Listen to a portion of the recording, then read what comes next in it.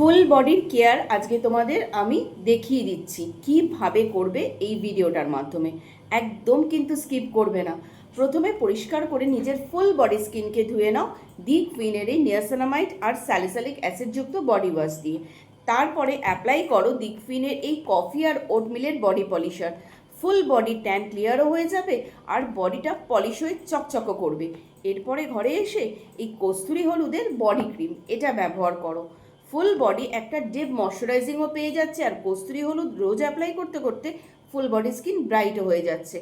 এরপরে ভাবছো পুরো তো রেডি হয়ে গেলাম, পুরো ফুল বডি স্কিন আমাদের ভীষণ সফট হয়ে গেল, তাহলে এবার একটা মিষ্টি পারফিউম ফ্রেগনেন্স যেটা আমরা অ্যাপ্লাই করে বাইরে বেরাবো সেটা কি করব, সেটা নিয়েও দুশ্চিন্তা করো না। লিকুইনের এই ন্যাচারাল মিষ্টি ফ্রেগনেন্সযুক্ত বডি মিস্ট অ্যাপ্লাই করো। টোটালি কিন্তু এটা ওয়াটার বেস আর এত মিষ্টি ফ্রেগনেন্স ব্যবহার করে ফুল বডির কেয়ার করে যখন বাইরে বেরাবে না, কনফিডেন্সই আলাদা পেয়ে যাবে।